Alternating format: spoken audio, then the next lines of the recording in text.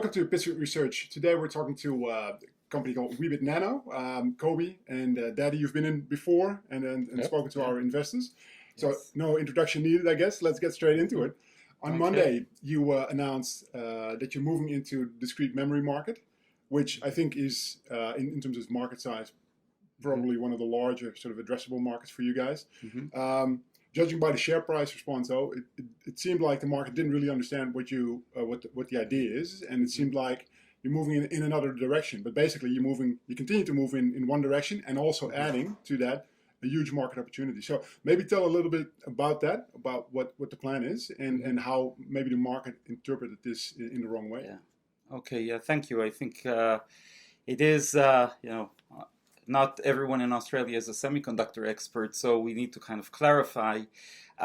In the non-volatile memory space, there are really two main markets. There's the embedded and the discrete. So what is an embedded memory? It's really, since everything today has been shrinking so much, you can actually put a whole system on a single chip.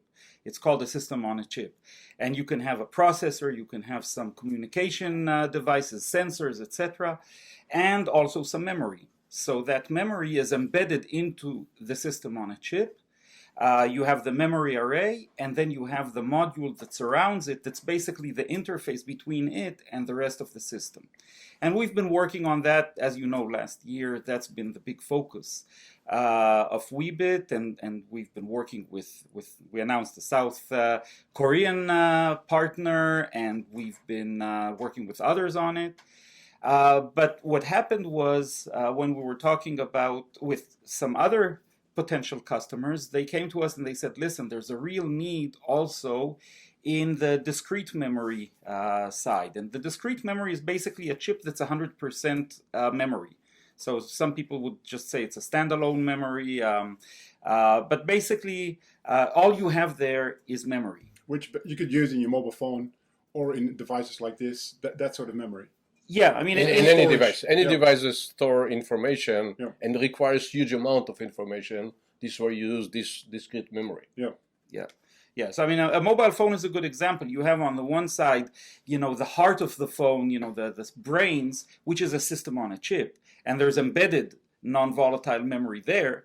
In addition, you have where you keep all of the pictures, the videos, etc., which are the discrete chips. So you have both of them inside in most systems you have both. You have the system on a chip which controls the system, and then you have the discrete components where you keep all the big data. And the market seemed to think that you're instead of going in one direction for the embedded side, you're now moving just to the discrete side. But tell us about so that. it's so that's right. I guess maybe we caused a little bit of confusion, and we need to clarify it. So the work on the embedded side is continuing, and we're clearly, my goal is before the end of the year to start working on actual revenue, to work on real commercial deals on that side, and that's not changing. There was a certain the work on the module was continuing, but maybe at a lower pace, because we had this very unique opportunity with XTX that we announced. XTX came and pushed us to start working with them on the discrete memory, and we saw that as a great opportunity. And we can talk about China in a minute, about the whole Chinese opportunity. But this was something that we were planning to do only in maybe a couple of years further out. They came and they said, no, we want to work with you now. We want to test your technology now. As you know, it was in our plans to do this more in the March timeframe. And they said, no, November already, we want to start working on it. So we kind of switched gears and said, we not switched gears. We accelerated activity because of the opportunity. That was always our plan. We never had a plan just to do embedded. We always said phase 1 embedded, phase 2 discrete standalone memory. But it's been basically pushed. But there is an opportunity to collaborate with the technology which is going to help us in doing the development. So we're not going to be on our own waiting for a customer. It's a potential of working with the customers on the technology development, which means it's a good news that we can accelerate. It's not a bad news that we can accelerate. Yeah, I guess that's the sort of the misunderstanding in the market. Yeah, we actually pulled in the work on testing with a customer. We changed the orders of things. Right. And but that's can you manage that because you're still a relatively small company, of course. Can you manage all that development on different fronts? Yeah, we have a very experienced management team. We can manage these two activities in parallel. All right. And these are great opportunities. When you talk about XTX, they have a strong need. They're pulling on this, and other companies. It's not just XTX. They're the ones that we already made public. Right. So it's very exciting work with these guys. So and just one thing, and as we kind of also put in our collaboration with Leti, Leti has a huge amount of experience on and have hands-on on the technology that is required to do this standalone. So all in all, we kind of put several announcements that trying to connect the dots. It's, as Coby said, it's not changing, it's accelerating. And in this acceleration, we use the collaboration with a customer, which is always it's the best thing you want. You hope in technology, you have a customer which is also your technology partner. And we are basically increasing our partnership with Leti to make sure that we could do that, because they already spent several years on developing a very relevant technology that we could go use and bring to the market. Let's talk about that, because the selector, when it comes to standalone memory, you need a selector. Yes. Talk to us about that and what Leti's role is in that. Okay. Selector, as it means in English, very simple. It needs to select. Right. When it's like a memory is like your address phone. It's either on a paper or on a computer. Mm-hmm. You put a name or you put an address, you get the information. Right. So if I want to call Mark Ennis, I write to Mark Ennis, I get the phone number of Mark Ennis. Yeah. You don't want to get all the phone numbers of everybody on my phone book. Yeah. So this is the selector. That's what it does. It selects the specific information you want to get. A selector is a very critical function, because when you go to a standalone memory, the size and how many bits of information you could store on a single chip is the critical function over here, as well as power. Right. One of the big distinct and benefits of ReRAM comparing to the old technology of flash, in flash, in order to write into a single bit of memory, you have to read 1,000 bits, change one bit and write it back. Right. You could assume that this is consuming a lot of energy, a lot of power. When you have a good selector, which is possible on ReRAM, not possible on flash memory, you could just access this specific bit, or usually you access 8 bits at a time. You could access it and write directly. So you could understand just by this simplistic explanation that doing that right allows you to save huge amount of energy and gain speed. 2 years ago, we announced that our write time is about 1,000 times faster than a flash. This is one of the reasons that we could do that.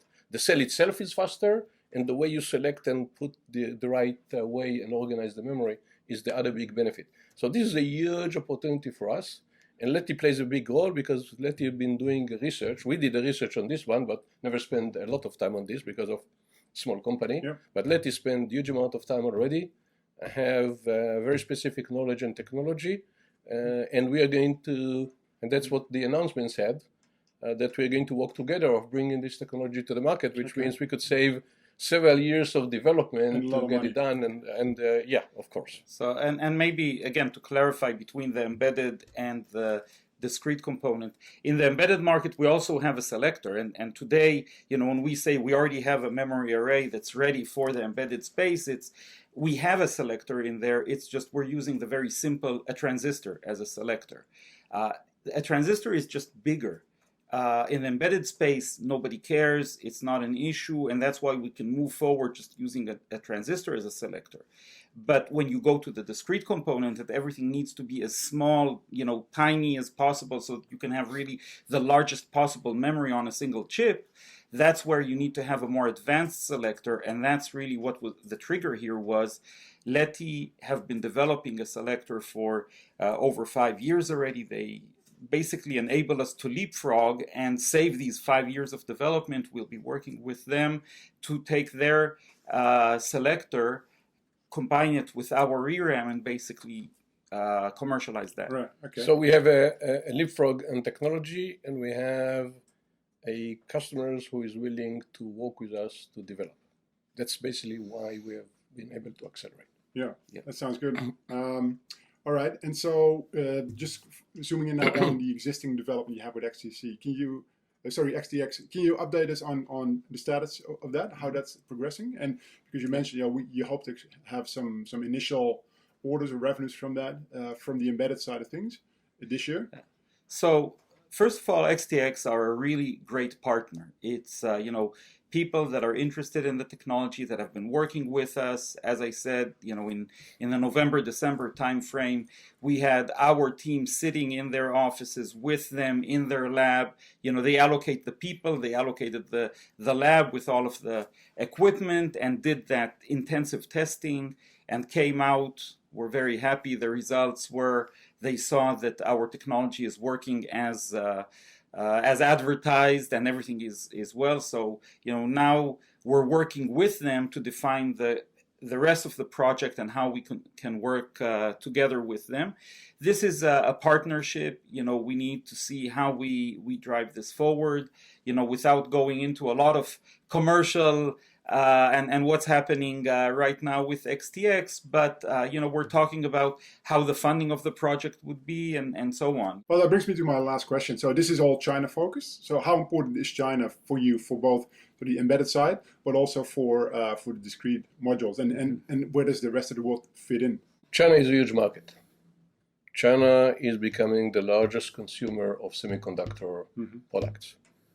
To put things in perspective, semiconductor is to the digital economy like oil and gas for the industrial world.